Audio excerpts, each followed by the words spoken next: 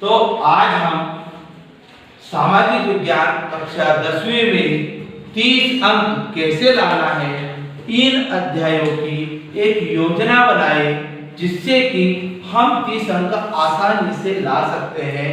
तो वे अध्याय है, आपने देखा होगा ये लिखा है आओ 30 अंक प्राप्त करें।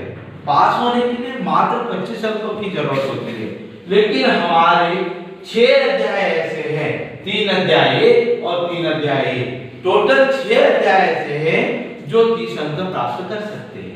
वो 30 अंक में सबसे पहला अध्याय है खनिज एवं ऊर्जा संसाधन, ये 4 अंक का मानचित्र है। दूसरा अर्थव्यवस्था की जीवन रेखा है, ये 7 अंक का है। उसके बाद भारत में राष्ट्रवाद, ये 7 अंक का है। कुल मिलाकर इसमें देखे तो ये 18 अंक का हो गया। उसके बाद मुद्रण एवं संस्कृति 4 अंक की है, ठीक है। संघवाद 4 अंक का है और मुद्रा एवं साख 4 अंक का है। आपने देखा होगा ये 4 जो है 3 और 4 अंक के जो प्रश्न हैं इनको हमें अच्छे से पढ़ना होगा, अधिक से अधिक अंक लाना होगा। तो आइए हम इन प्रश्नों पर बात करें कि इस अध्याय से कौन-कौन से प्रश्न महत्वपूर्ण बनते हैं जिससे हमें अधिक से अधिक अंक ला सकते हैं। तो सबसे पहले हम बात करते हैं खनिज एवं ऊर्जा संसाधन। इस अध्याय से मानचित्र में हमसे कम 25 शब्द आप याद करना होगा। 25 शब्द में कौन-कौन से याद होना चाहिए आपको? अंकलेश्वर, अजमेर, रावतभाटा, हजीरा, काकरापारा, ठीक है, रत्नागिरी, तारापुर, कैगा, गोवा, कुंद्रमुख, नवेली, कलकापम, ठीक है। इधर देखें तो दुर्ग, कटनी, चंद्रपुर, नागपुर, झरिया, कोरबा, मयूरगंज, रानीगंज, गया, जगदीशपुर, नवेली और गुरुग्राम। ये ऐसे 25 नाम हैं जिनको आप बार-बार मानचित्र पर शो करेंगे तो आसानी से इस अध्याय को कंप्लीट आप मानचित्र कंप्लीट कर लेंगे और इसका प्रयोग करना है, ये मैंने आपको पहले भी बताया। अब हम बात करें इससे प्रश्न कौन-कौन से, यदि मानचित्र ना है, यदि सबको मानचित्र ना है तो आपको कैसे प्रश्न तैयार करना है? तो इससे प्रश्न ये हो सकता है कि हमें खनिजों का संरक्षण करना क्यों आवश्यक है। प्रश्न समझना है, हमें खनिजों का संरक्षण करना क्यों आवश्यक है। तो सबसे पहले आपको खनिज लिखना है। खनिज किसे कहते हैं? किसे कहते हैं खनिज?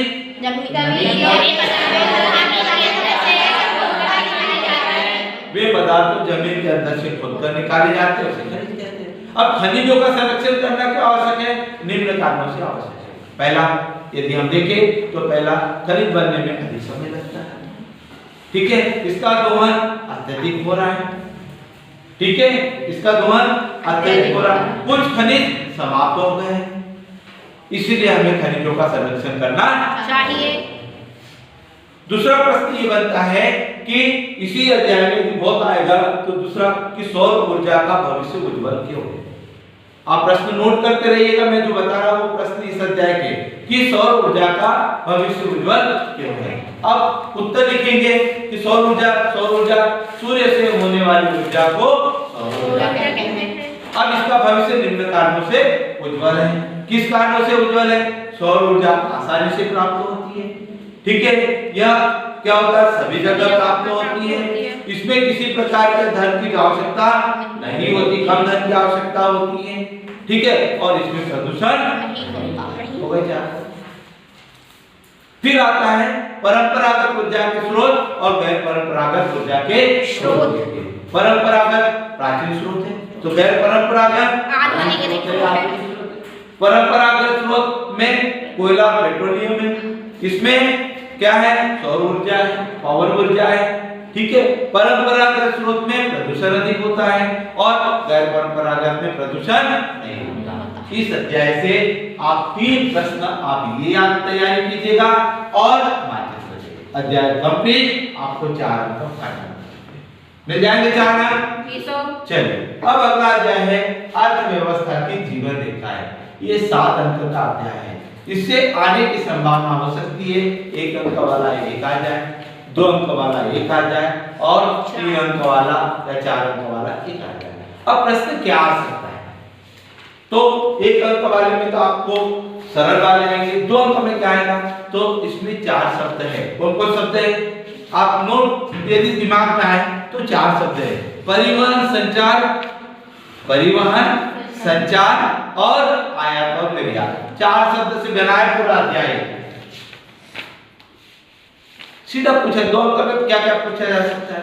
संचार किसे कहते हैं? संचार के साधन कौन से हैं?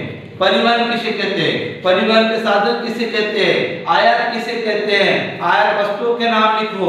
निर्यात किसे कहते हैं? निर्यात वस्तुओं के नाम लिखो। सीमांत सड़कें किसे कहती हैं? 12मासी सड़कें क्या हैं? समझ में आ गया? तो आइए अपन पहले 2 अंक वाली बात करें, ठीक है? चलो, आयात किसे कहते हैं?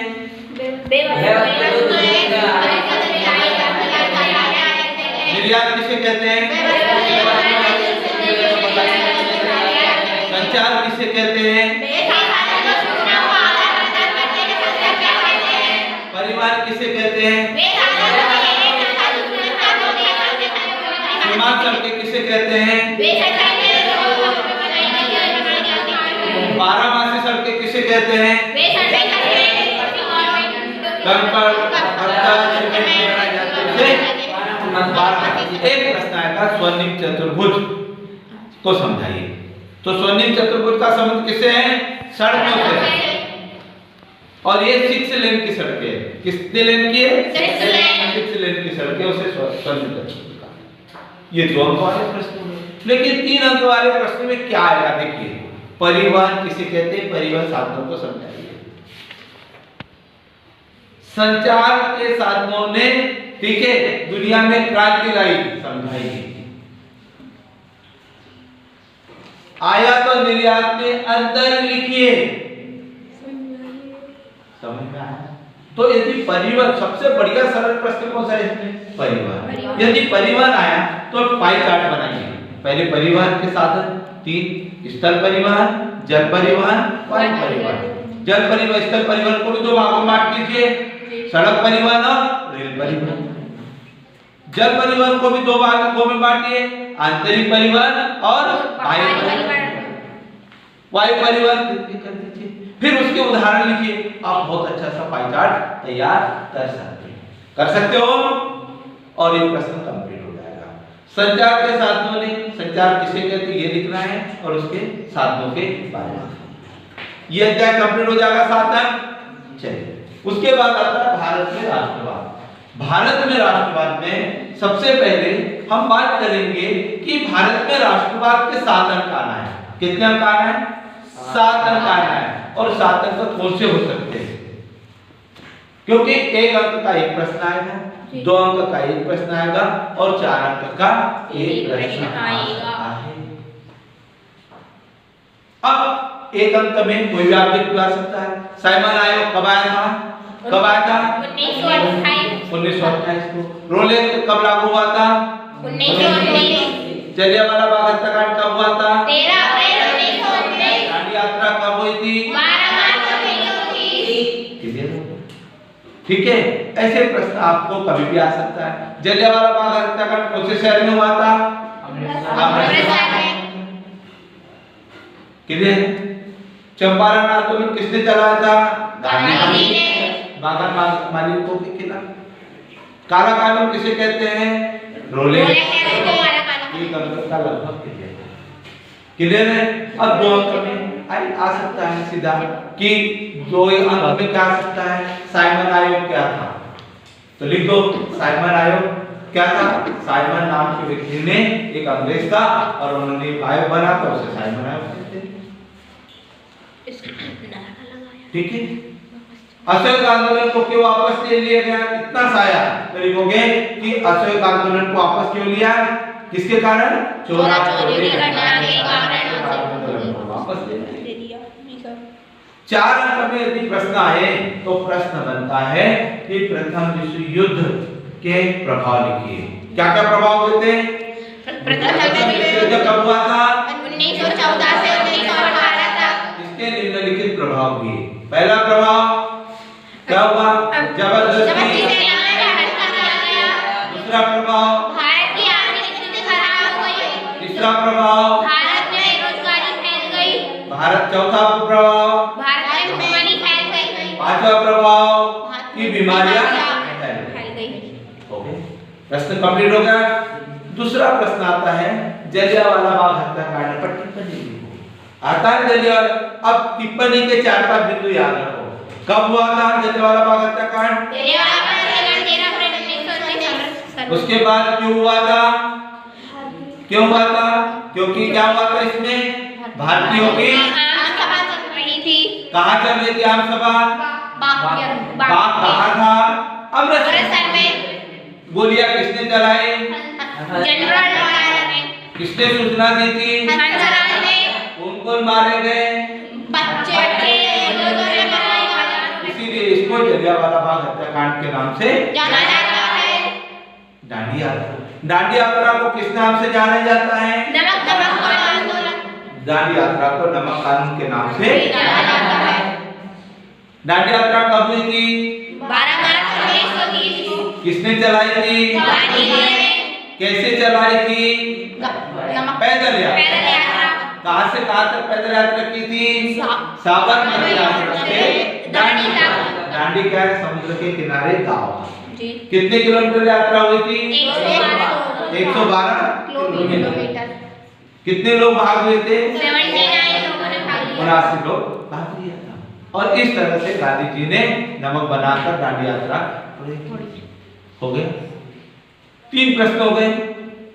दांडी यात्रा, जलियांवाला बाग हत्याकांड और प्रथम विश्व युद्ध। और ये आया कि अशोक आंदोलन क्या था? गांधी जी ने इसका विरोध क्यों वापस किया? लिख सकते हो। रोल क्या था? ठीक है, भारतीय ने इसका विरोध क्यों किया? लिख सकते हो। ऐसे अपने को 5 प्रश्न लिखना है। क्लियर हो गया? तो हमने 4 अंक वाले प्रश्नों को कंप्लीट किया।